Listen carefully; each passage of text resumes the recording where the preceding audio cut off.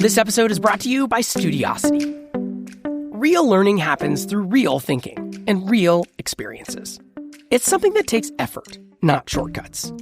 For over 20 years, Studiosity has partnered with educators to protect the thinking, the essential work that the student must do for themselves. Not detection, not an us versus them culture in teaching and learning, just the real journey behind every degree that is worth holding.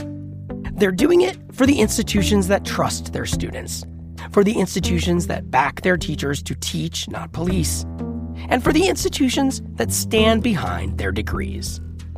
Keep the learning real with Studiosity. Get the walkthrough at studiosity.com/learning curve. Hello and welcome to Learning Curve, where we look at how education is adapting to the world of generative AI. I'm Jeff Young, a freelance education journalist. Colleges are starting to hire AI czars. This new job aims to coordinate all the AI activity going on around campus, which makes it a pretty challenging gig, since there's still no agreement on what colleges ought to be doing with AI or whether it should even be involved in education.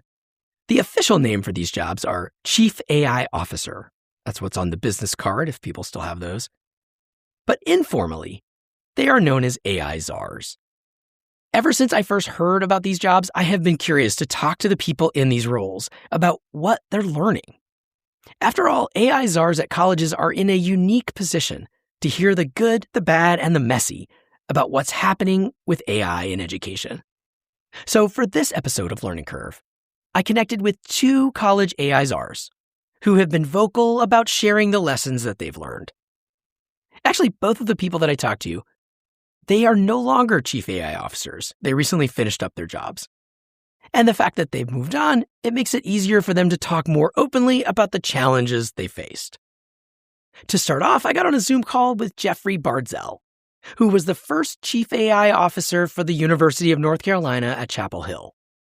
He's moving on to another university at the end of May, and he's been writing about what he's learned about being a chief AI officer on his blog called Interaction Culture. The title of his post about all this is called I'm an AI czar. This is the role. I'm going to link to that post in the show notes, and I absolutely recommend it. It is meaty and packed with insights. And as soon as I saw it, I really wanted to get him on the show and talk to him more. I started by asking Jeff Bardzell what he sees as the main problem that chief AI officers are trying to solve. I think the single biggest challenge is that you've got three groups of stakeholders that are really in a very different place. So you have administrators like presidents, chancellors, and provosts, and they are under incredible pressure to do something, to be relevant, to prove that they're providing ROI for the public or for the citizens or for students and so on. And so they're like, we have to do something. We have to be relevant. This has to be yesterday. Catch up. And they're in that position. And then you have the faculty who are seeing what AI is actually doing to teaching and learning. And I don't think this is the final position on this, and I have lots to say about this. But where many faculty are right now is they are seeing how AI is being used to circumvent the whole point of learning, and to circumvent the whole point of pedagogies that have worked for generations. And they're harmful to students, and they're harmful to the disciplines that they're trying to advance. And again, I'm not saying that's sufficient to sort of sit down and say we refuse to deal with it or let's just ban AI. I don't at all support that view, but I do want to recognize that those are pretty important points and they have to be taken seriously. And then you have students who are sort of caught in a position where on the one hand, they're told entry-level positions are being wiped out because of AI. So students are really struggling to find jobs, and you had better know AI, and you'd better be good with AI. AI is the future. Catch up.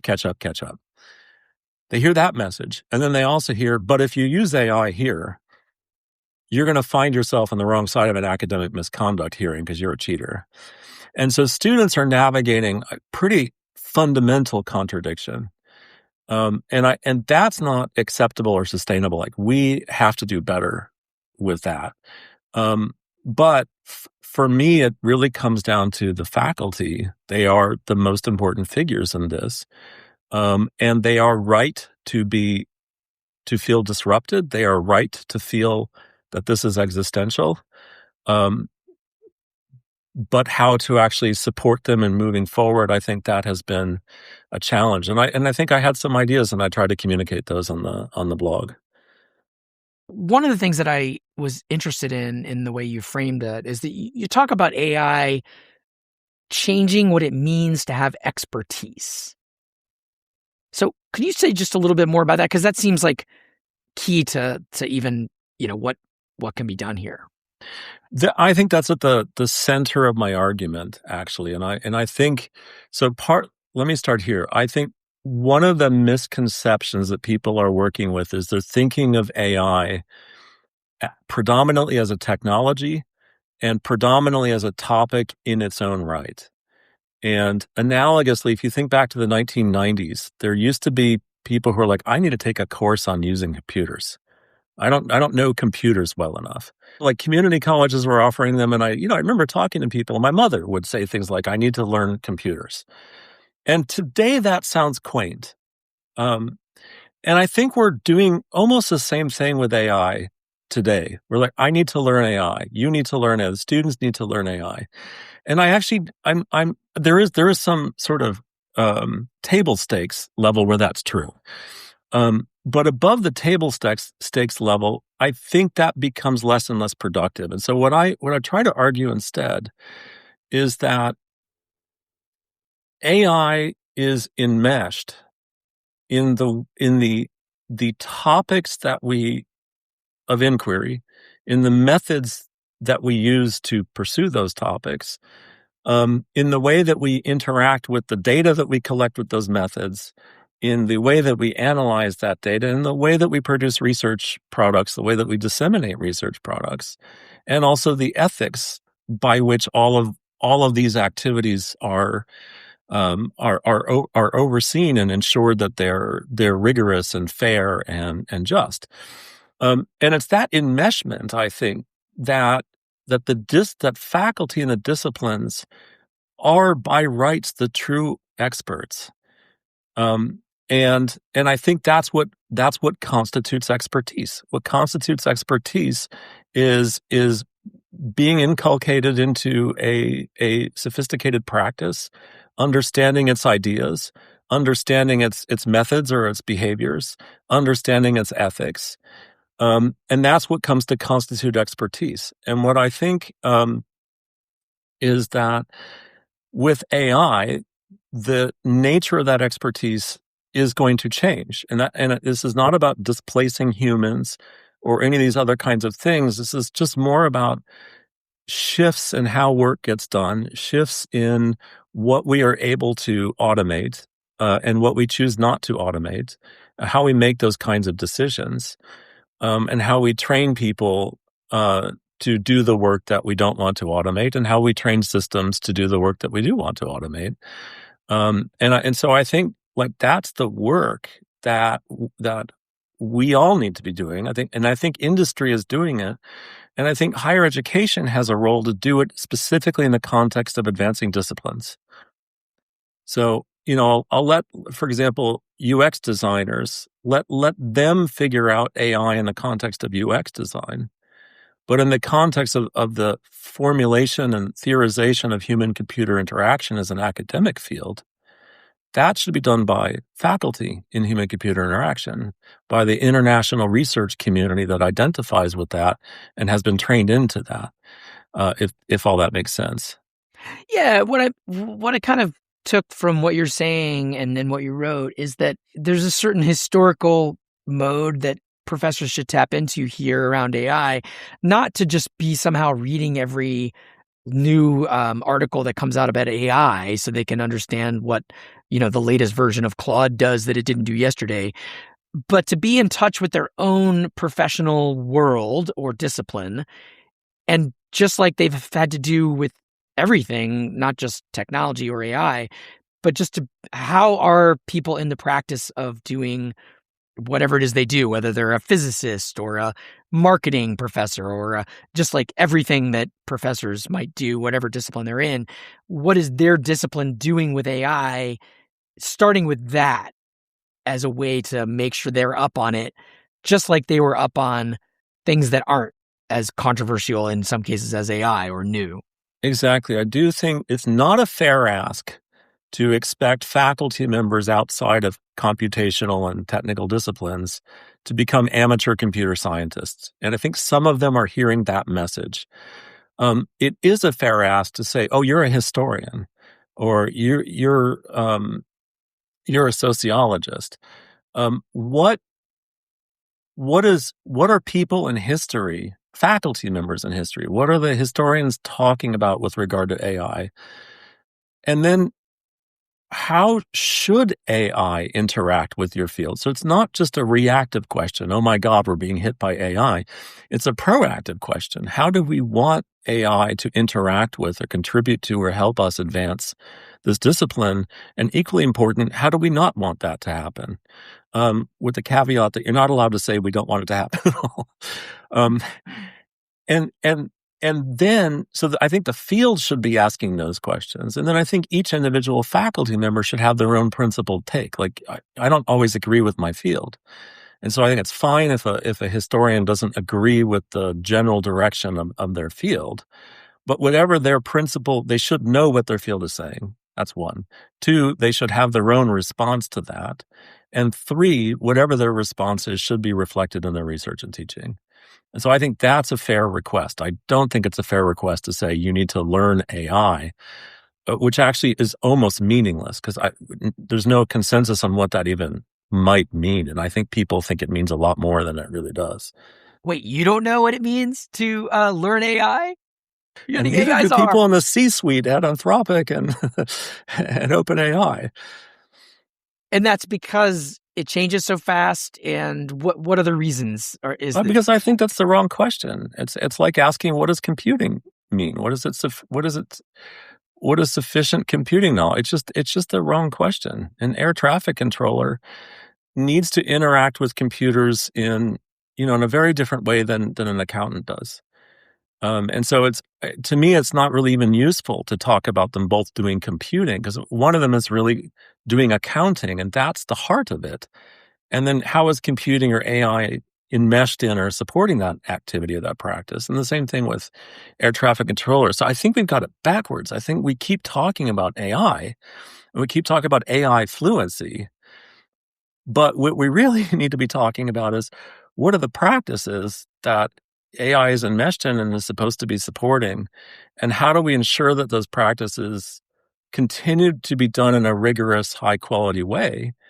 And also, how might we advance them so that they're done in innovative and exciting new ways and help us move forward? And I would much rather see faculty engage in those two questions. And I'll also say, when I go to faculty, many of them start in a defensive crouch, expecting me to say, you're behind, you need to catch up, this is the future. And instead, I say these other things. I say, like, forget about that. Think about your discipline and think about how AI is already entangled in it and how you think it ought to be. And when you do that, they change. It's disarming. And then some of them even start to get pretty curious about it. And like, that's what we need to be doing. I'm curious, I always love stories and anecdotes. I mean, you have this intense, intelligence gathering you've done and knowledge and talking to so many people at this, big state university. I'm wondering, I know you put a couple of these kind of vignettes or like little hints of like moments that were surprising about AI or how it's touching so many different aspects of the job of a faculty or administrator. Could you go over a couple of the surprising things you kind of learned or saw about AI use that might go beyond, yes, a student might have used it for cheating and it's hard to tell. I mean, that is a known issue out there. But what are some other ones you heard or encountered? I talked to a faculty colleague who had to write a paper that was not central to their wheelhouse, and it was not like in a top tier journal. So it was sort of something that would be useful to do, but not a little bit on the side. And they decided as an experiment to really throw themselves at a new compositional process as just experimentally to see where they landed, kind of in the lower stakes situation. With AI, I think. With AI. Yeah. And so they apparently they just talked. They talked about what they wanted to talk about. They talked about their ideas and recorded that, created a transcript out of that, asked AI to clean up the transcript. And then they then printed that out, read that back to the AI, but curated and edited it as they were reading it. And then, so they had a second iteration. And kind of in this way, the sort of dialogue strategy, they went back and forth, just giving content, letting the AI capture it, clean it up a little bit, later starting to ask questions about how I want to make this argument. How do I make this the best way? Should I be moving this over here, moving that? And letting AI help that. But it was very much the point is it was super conversational. They never, at no point did they cede authorship to AI. They just used AI like almost like a grad student, almost like an assistant. Can you be another set of eyes? Can you give me some pushback on this? And I had a similar approach. I had to do a presentation to the chancellor last December, and I made all my slides, and I thought it was in good shape. And just on a lark, I uploaded it to I think it was Perplexity, and I said, I've got to make a presentation to the chancellor. Can you evaluate this on those terms? And it came back, and it was like, whoa, you got some work to do, my friend. And I read through it, and I was like, actually, I agree with 80% of what it's suggesting. Like, I actually could have gotten to the point faster. I could have been more direct. I could have exemplified this better. And then I redid the whole thing, and then I resubmitted it. And the second time, the advice was 20% useful. And I thought, aha, that's how I know I'm getting better. Because the first time, it had lots of really useful practical advice for me. But the second time, it had real diminishing returns, which meant that it still had to say stuff, but it couldn't come up with as much useful stuff because I infer there was less useful stuff to come up with. So these are, I think, these kind of interactions where you're not ceding your authorial, your authorial voice or intentions to AI, but you're letting AI be a practice reader for you, be a test environment. I think that's an example of a benevolent use. Another example I heard was that students are uploading their lecture notes, and they're creating mock exams with AI, and then they're taking those exams, so that when they get to the real exam, they really have some confidence about how well they'll do, and it works. And, when I talk to faculty about it, they're like, yeah, that's not cheating. Most of them don't think that's cheating. And so I think a big piece of this is just, can we disseminate benevolent use cases that people would feel comfortable with, or that more people would feel more comfortable with, so that the narrative is not always a student used an LLM to write an essay and just skipped learning. I mean, certainly that use case is there too, but there are benevolent ones, and I think it's really important to get them disseminated so people can understand. Mm-hmm. And I guess you also named some things where there's not a way to avoid this. It seems like one of the messages from your piece is that you can't just skip this technology as a faculty or a student, I guess, but the faculty, because and I guess there were some things that faculty were encountering that were challenges, whether they expected it or not, on things like publishing, even some scholarly publishing issues. That's right. So there's a lot of rhetoric of AI about what's going to happen. So it's in the future tense, but the reality is it's empirical. It's already happened. And so, yeah, so for example, a lot of academic journals are seeing huge upticks in submissions. And I think we can all guess why that's happening. And some of it may be nefarious and some of it may be benevolent. It could be like that colleague of yours that was, having it help him, coach him to write an essay he might not have written. Exactly. Or just write it in 2 weeks rather than 2 months, or something like that. But every time you have a submission, if you've got to send it out to 3 peer reviewers, if you get 3 times as many submissions, that's 9 times as many peer reviewers. And so finding reviewers for papers is becoming a crisis. And the practical response that reviewers are put in is they start to have to use AI to help them do peer reviewing. And then that freaks people out, understandably. Yeah, because people's careers are on the line with publishing. Not only that's true, but also the integrity of the discipline itself is on the line. It's real. It's existential. So, so this is why I'm like, this is why you can't just ban it, or have these overreactive policies that say no one's allowed to use AI. The fact is, you got autocomplete in Word. What do you think is driving that? You've got people using Grammarly. What do you think that? Like, where you draw the line? People are using AI all the time. So the real question again is, how do we use it well in the context of maintaining the integrity of disciplines and advancing those disciplines? And I'm just not hearing that question being asked enough, because the question is always, how do we catch up and make sure that we're covering AI? And I just think that we've created a red herring for ourselves that's demoralizing, disempowering, and barking up the wrong tree anyway. And so that's why I keep saying it's about the disciplines. It's about expertise. So it's like James Carville, it's the economy stupid. I wanted to write a blog post at one point called It's the Expertise Stupid, but I thought that might not go over well. Yeah, I thought for a second about calling the whole episode AI Czars Say It's the Expertise Stupid, but I talked myself out of it. Bardzell is leaving the university at the end of the month. He'll be moving to Worcester Polytech Institute, where he's going to serve as the Dean of the School of Arts and Sciences. The reasons for the move, as you might guess, are complex, and some of them are personal and local. So I'm just going to try to generalize to the points that might be relevant to your audience.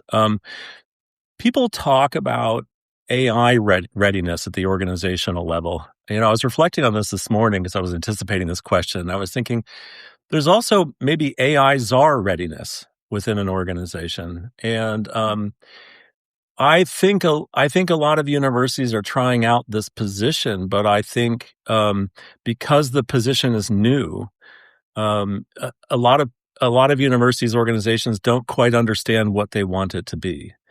And there's a lot of working parts. And so, I ended up in this role where I was told before I started, for the first 3 months, a big part of your job is to figure out what the job is supposed to be. And that sounded creative and fun and appropriate, like what I should be doing, and all that I stand by. But in hindsight, I also recognize that sort of tacit in that statement is you're also going to kind of start from zero. You're not going to have any real authority. You're not going to have any real budget. You're not going to have any real resources because nobody yet knows what the position is. And so some of that work to figure that out turns out to be sort of political and organizational, and not super intellectual. And I'm somebody who I love to be in the weeds of research and the weeds of curricula. I love the content of what people are working on. And I found myself in a position where I was like navigating for resources. And I think one of the practical challenges is when you create a senior position out of nowhere, there are other people who had been doing work that all of a sudden now is possibly in your remit, and that creates some organizational challenges and negotiations as people figure out who should be doing what. And so there were some challenges there because I don't think that at the senior level of the university, a lot of people had fully appreciated the implications. And I think people thought they were on the same page. But once you got into the weeds, they weren't on the same page. And so that created some practical challenges that had to be navigated. After the break, lessons from another AI czar, one who faced objections from the faculty union over an AI experiment that he tried. Stay with us. This episode was brought to you by Studiosity. Real learning needs a struggle. But for educators, assessment security just means more detective work. And that's not what students came for. And it's not what the teachers came for. True learning and authorship isn't found in a probability score or a surveillance log. It's found in the journey. Studiosity makes assessment security easy by shifting the burden away from every educator and into a proactive, institution-wide infrastructure. From Viva-style inputs to clear binary validity reporting, Studiosity is the multi-layered assessment security process, turning institutional policy into practice. Just a clear signal to the teacher, owned by the student, that I did this thinking. De-risk your assessment flow and reduce workload. Give your teachers back the time to teach, not police. And give your students the agency to show their own growth. Keep the learning real with Studiosity. Get the walkthrough at studiosity.com/learning curve. That's studiosity.com/learning curve. Now back to the episode. I'm excited to announce a new project I'm working on that I think you're going to like. It's a newsletter about AI on campus that I'm writing for the Chronicle of Higher Education. It's called Jagged Intelligence. It's named for a term that captures the uneven quality of generative AI, since it is capable of amazing feats and spectacular fails. And we're all just trying to figure out how to adapt. For the newsletter, I'm doing original reporting and analysis, looking at emerging best practices, as well as cautionary tales, to help you understand what this technology could mean for the future of higher ed. Just go to chronicle.com and click on the word newsletters at the top of the page and look for Jagged Intelligence to sign up. I hope you'll check it out. The other AI czar that I wanted to talk to was one of the very first in the country to hold this job. He's on the other side of the country at Sacramento State University. His name is Sasha Sidorkin, and he's now a professor of graduate and professional studies in education at the university. He became the university's first AI czar back in 2023, which was pretty soon after ChatGPT was released. I first met Sasha Sidorkin last year when I wrote a big report for the Chronicle of Higher Education called Leading in the AI Era. I was struck by his story, so I wanted to talk to him again for this podcast. He believes higher education needs to make some big changes to meet this moment, and he outlines them in his new book, AI-Enhanced Pedagogies, Rethinking Learning, Curriculum, and Human Potential in the Age of Intelligent Machines. One of the experiments that Sasha Sidorkin tried when he was AI czar involved building custom AI chatbots for professors that were trained only on the materials from their courses, to offer as a resource for their students. Yeah, it became sort of very early clear to me and to others as well, is that one of the sort of the key applications of this new technology would be a classroom assistant or custom bots. I tested that extensively, and I also taught a course. I tested in my own course as well. So the technology is really well suited for this function where it can give additional help to students and where it could both explain the syllabus, but also answer questions about the content of the course and also help them with their homework. But when he sent out a call to faculty, he was surprised by the reaction. Then I kind of sent out a blanket offer it to all faculty, saying, well, if you want to build ones, here's what I need from you. I need some materials. I need your syllabus. I'll build it, and then I'll give you the link, and then you make it available to students.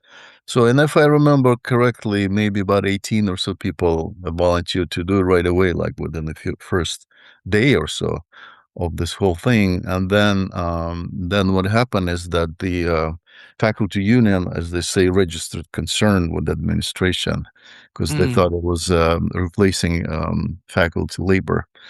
And the administration asked me to take it down, the whole thing. So, and I had to actually kill already functioning bots and just close them down because of that concern.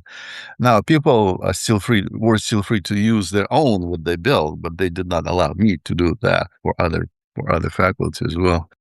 When I wrote that AI report for the Chronicle of Higher Education, I talked with one of those union representatives, Patrick Oberle, an associate professor of geography at the university. He told me that the whole effort felt like asking professors to train robots to replace them. He said, if a faculty member designs a chatbot with their own materials, what's to stop the administration from not teaching their course in the future or saying, we don't need a faculty member, we'll use a chatbot and a textbook and an exam? I ran that concern by Sasha Sidorkin to get his response. Well, no, I think the concern is really, really misplaced. And it's based on really misunderstanding what technology can or cannot do. Okay. And unfortunately, I have to say that's not just the unions. Every critic that I hear that are adamantly against use of AI, from the context of the critique, I always understand you don't have much of a personal experience dealing with the technology. Otherwise, you wouldn't have said this, right? So people walk me through why that is. Yeah. How do you mean? Well, like for example, people say, "Oh, well, all content will be AI generated." Well, you don't understand how that works because the value is created on the interaction of human with the machine. There is no value in AI alone. It just doesn't produce anything of worth if you don't actually input your ideas, structure, if you provide intent, if you don't provide evaluation of the output, right? And you can only imagine that if you maybe experimented with it once or twice and were awed by how wonderful it is. So it's very superficial knowledge of the technology that leads to those concerns. And another, I think, misconception is that people like the union leadership, they don't understand that education is not an informational industry. It's a relational industry. Students come to us because they want to enter into a relationship with somebody, with the grown-ups, with each other. So they're there for the community, not just for the, you can get information anywhere for years now, for decades now. You could, if you really were an autodidact, you could teach yourself anything you want for the last 30 years or more. So, and I think they kind of sell their profession cheap when they think, oh, the bot can replace me. So it's really not the case. And in fact, I think that I'm a union member now, and I think what we should be doing, we should be negotiating for more support, more training to give us some time and space to learn about how we can use AI in our teaching rather than cutting us off from the technology and making the profession less relevant, appearing to be more complaining to the public and actually undermining further the trust in higher education that's already been suffering in the last few years. So, yeah, I think it's an unfortunate strategy. It has very little merit. I don't see any foreseeable future that would replace teachers with AI. It's just not going to work. The technology is not. It's very, very far from there. Even if you could do it, then the students would bail out. They don't want to be taught by a machine. They want to be taught by a human being. But if the machine will assist them and make them more effective and more efficient, that's great. It's. The question is about, can we amplify our abilities with AI? I see both sides of this one. On one hand, professors worry that some administrators might be willing to try to replace them with AI, even if that professor doesn't believe that the education would be effective that way. And folks like Sasha argue that AI can actually enhance the human side of learning by doing things like providing tools for students to look up basic information on the course. The challenge for any college AI czar is building enough trust to hold discussions like this about the pros and the cons of any AI experiment. So what about the idea that Jeffrey Bardzell had about really focusing on disciplines in driving discussion about AI? Yeah, absolutely. Yeah. If there was a generic solution, he and I would be rich by now because we would have sold it to everybody else and they would adopt it. No, I mean, the kind of a curriculum restructuring that, say, English composition, college composition courses have is very different than what computer science is dealing with, right? So you cannot have like a generic solution. I wish the professional organizations nationwide would invest some of the money into figuring out because all math instructors in the nation could probably get together and try to figure out the new curricular sequences. But I have to admit that they don't show much of leadership. They all have some task force, trying to regulate, like write little regulations or policies, which I think is really not a useful thing to do. Instead of revising curriculum, which is what they should be doing. Interesting. Well, I mean, I guess you mentioned money too. I mean, these are not necessarily like rich organizations, these They're disciplinary not, groups. yeah. But Oh. still, a cooperation across different campuses would probably be economically more feasible. They could have a task force that would just review a typical math curriculum or typical geography curriculum or history curriculum and say what's the new sequence, what news. The key point is here that the learning outcomes are changing. That's the most difficult part. How do you mean? Well, what you need to know and be able to do in every discipline Mm. is changing, right? Because the job market is changing and the way research is working is changing. Right, yeah, because people start using AI in their work. So, like, say, computer science is probably the most typical example, because they're like also directly affected, just like us. So in computer science, like basic coding is probably need to take a different shape. Nobody codes by hand anymore. They all use agents and they all kind of use, but the skills to supervise agents, to give them tasks, those are new skills that they should be teaching, right? So they need to de-emphasize the procedural skills like basic coding and re-emphasize like hugely re-emphasize the new skills, right?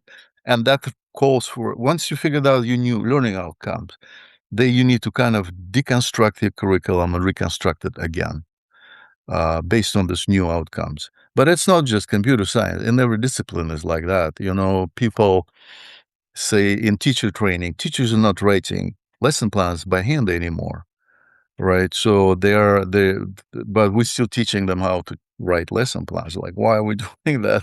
You mean they use AI to help? Yeah, they should go to Magic School, which is like the bulk of teachers are using, and learn how to operate with it, learn how to adopt it so that it writes lesson plans relevant for your particular class, your kids, how to fit in formative assessment data and all of that. Those are different skills. There's a different skill than just, devising the unit, looking at the standards and then creating a lesson plan. So that's what really the bulk of disruption is coming from, because we can't teach the same things anymore. We have to teach something else. Sasha's position as AI czar was eliminated last year for budget reasons. So they don't have an AI czar anymore at the university. And now he is back as a faculty member. I asked him what he took away as the biggest lesson from his experience. What I think I've learned is that ambition does not equal a good plan. Right.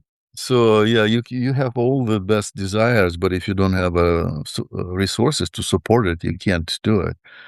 And of course, the most, I think, university presidents across I mean, I don't have data for that, but my guess, I give a lot of talks. Most of them do not realize the scope of the crisis that they were dealing with because they have other big crises.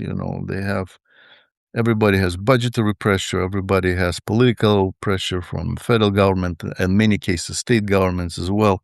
So they're so preoccupied with that they don't really see the big picture. Is that if we do nothing about AI, we'll lose more credibility with the public. I mean, that's the main risk, because you will have degrees that are diluted, that easy to do. So more universities will kind of collapse into diploma mill situation where You give essays and AI, ChatGPT writes it, and then another ChatGPT will grade it, and that's all done. So there are some bad scenarios in this whole thing. Yeah, so you're saying the stakes are high for paying attention to this. Well, the stakes are high and they're like gradual. It's not going to happen overnight. But if we lose face, if we lose credibility, like we can't cope with that, public will ask, why should we support the higher ed if they can't even figure out that? So yeah, there is definitely a risk, and it's an additional factor. It's not the main factor. I think there's a lot of doubts about value of higher education and general economic value of it. There's also some parts of the population that are unhappy with our ideological bias. So this was an extra one. It's another one. If we screw it up, we're gonna lose. Not maybe the main one, but still a significant factor. Yeah. Do you have any advice for other AI czars at other universities? Well, I think my advice would be to go after the core problem, which is the curriculum. That's really the biggest one. So they need to encourage faculty to revise it, because plugging in AI into the existing curriculum is really damaging curriculum. It doesn't do any good. So that's I think is the main case. You can kind of superficially adopt some AI elements, but if you don't revise your idea of the goals of learning or learning outcomes, it's all going to be temporary and not significant. So yeah, go to the hardcore problem there. So it's not just putting a little assignment to help people understand how AI works. Yeah, no, that's not going to work. Yeah, AI. Yeah, well, I mean, the AI literacy is actually easy to teach, like engineering terms. You can do it. I've seen the courses. I taught a course myself like that. Sure. It's really not that hard. So when it's add on, but then when it conflicts your rest of your program with the university, where people say don't use it, then it's really a credibility problem. Both of these former AI czars argue that colleges need a plan. They need a strategy to adapt to how AI is changing knowledge work. But their stories also illustrate how truly hard this is right now. This has been Learning Curve. We are trying to sort through what happens to education once AI sweeps in. Please follow Learning Curve wherever you listen. And as this academic year wraps up, I am asking you to grade me. Well, give me a review or rating on your favorite podcast app, please. This episode was put together by me, Jeff Young. Our theme music is by Kamaku, with additional music by Blue Dot Sessions. Art for the episode was generated with Midjourney. I also want to thank the editors at the Chronicle of Higher Education. It's been a treat to be back working with them on my new AI newsletter, Jagged Intelligence. And I will be sharing some of what I learned there for this podcast, of course, and vice versa. Thanks also to the sponsor for this episode, Studiosity. We'll be back in 2 weeks. Until then, thanks for listening.